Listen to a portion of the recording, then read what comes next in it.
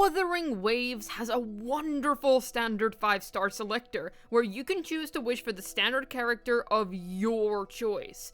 But which one is the right choice? Is there even a right choice? Who will net you the most account-wide value?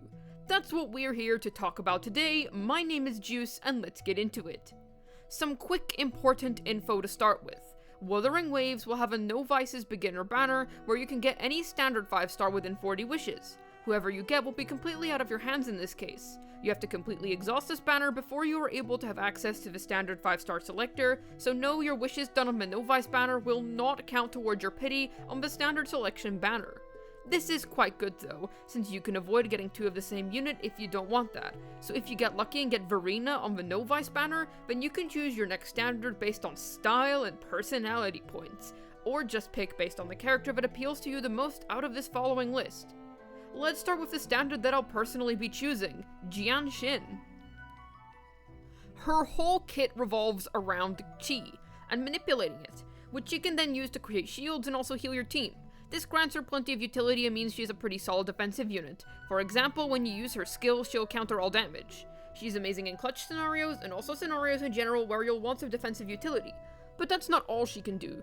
Jianxin is also highly capable when it comes to grouping. This is what her ult is all about. She creates a giant vortex which sucks in enemies all around her and causes them all to get sucked into her endless void. So, it's quite clear that she's a jack-of-all-trades type of character, which is pretty nice in the early game, having a unit who can cover various roles. You'll need 3 different teams in Wuthering Waves if you're focusing on building teams for the future endgame, so having multi-valuable characters such as this is excellent. Remember, in gacha games, supports always have a longer shelf life than interchangeable DPSs. Out of all the current groupers in the game, Jianxin's is definitely the best. This will have value in an AoE-based endgame modes, and will also serve you quite nicely in your day-to-day Wuthering Waves life. She can also act as a DPS in your very early game days, but as time goes on, she'll definitely slide more into that supportive role. I think the biggest con about Jianxin is how she's a minimum wage employee that has to fight bears as unpaid overtime. Why does she care what this random NPC thinks of her tea? She's wasting her life at this tea shop, I swear to God. Also, her name sounds like Jianxin. Then, we need to address the strong, grass-scented presence in the room, Verina. This kit is going to help you decimate your enemies, at least out of the current roster. If you're playing for meta, I can't recommend this kit enough. I would say that she's not only the most meta unit out of all the standards right now, but the most meta out of the entire roster. Here's why. She is so damn versatile. Stick this kit anywhere and she will cook, I guarantee it. She's a healer, yes, but she's also a buffer. Having both types of utility in a good amount is invaluable at this stage in the game's life. Any team will feel upgraded when Verina is around. Essentially, her presence is felt. Her value is going to rise up a lot more the older that this game gets.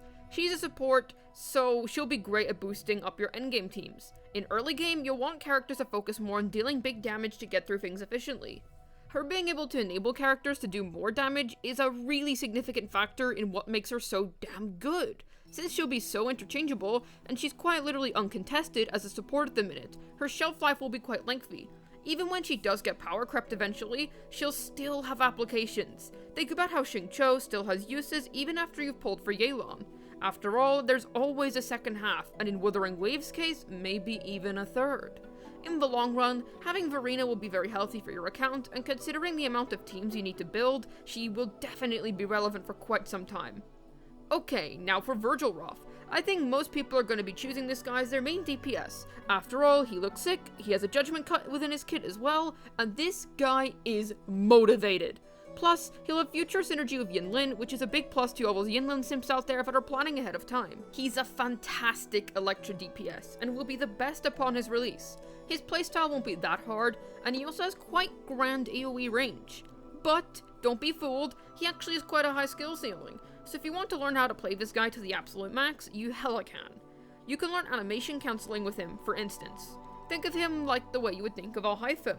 Anybody can pick him up and do good DPS with him, but true masters of him will really feel the rewards. His only major downside as of now is how long his animation time is, which leaves him a bit vulnerable. Encore is a little more difficult to recommend. Her animations are quite long, so you're gonna have to consider dabbling in animation cancels if you want to make the most efficient use out of her. She's an on-field carry, so you'll most likely pair her with a sub-DPS. That's another thing you can consider. Parrying with Encore is also a bit of a disaster. It's very difficult to pull off clean parries with her, making Encore a drag to deploy versus boss enemies. But her damage output is fairly good, and she can act as a strong DPS if you're willing to look past these things. I recommend her if you're looking to flesh out your 5-star DPS roster some more, if you've gotten lucky and already have your hands on a Calcharo and Jianxin. Otherwise, I think her main issue is competing with two of her main DPSs that are selectable on this banner, being Calcharo, who I consider the best option out of these, and Lingyang, who's got quite a unique playstyle to boot. However, like her name suggests, I'm gonna be giving you one heck of an Encore if you do decide to choose her over those other two. Truly beating the skill issue allegations with this one. Lingyang is a cold, hard hyper carry. All of your team DPS is going to be coming straight from this guy, so if you're looking for a solid DPS unit, he's here to pick. Personally, I recommend Calcharo over him though, since Virgil Roth is stronger. His playstyle is also very personalized to him, and the ice damage he deals is not too shabby whatsoever. The main thing you need to consider when picking Lingyang is that he'll be taking a lot of field time, and this is just a hunch based on my experience of previous gacha titles, but hyper carries are not cheap. You'll more than likely have to dump quite a few resources into him if you're hoping for Lingyang to keep up with the meta. Naturally, pick the one that sounds the most interesting to you. I've given the short TLDRs on what everyone's roles are and how effective they will be at what they do, and which units are and are not the most beginner friendly. Now, what you can do if you're still interested in making a more resourceful, meta-based, logical decision is choosing your standard pick based on who you got from the No Vice poll. If you went for Jianxin, Calcharo would not be a bad pair for her, it'd work fine. Sure, you could pick Lingyang, but are you really gonna pass up on Virgil for white gaming? If you win the lottery and pull the Verina, then you should pick Calcharo once again. What a surprise. They'll have sublime synergy for sure, and it's simply a case of mashing together two of the game's strongest characters upon release. I assume that the Calcharo, Yinlin, and eventually Verina duo are going to be very powerful once Yinlin rolls around. So if you're interested in Yinlin, then I'm really pushing you towards Calcharo here. If you get Encore, yes, Verina is a good support for her and is also worth picking, but if you're having a tough time using Encore, you can also consider picking Calcharo anyway to get a different main DPS. Unfortunately, yes, Encore will be the unlucky pick of the draw on the No Vice banner for this reason. For both Calcharo and Lingyang, Verina would be the most meta-optimal second choice, but if you're not interested in her, then you can also opt to choose Jianxin, who is a suitable replacement for Verina. First, Xiangling Impact, then the Harmony Squad, and now we're playing a game of Verining Verinas. When will it ever end?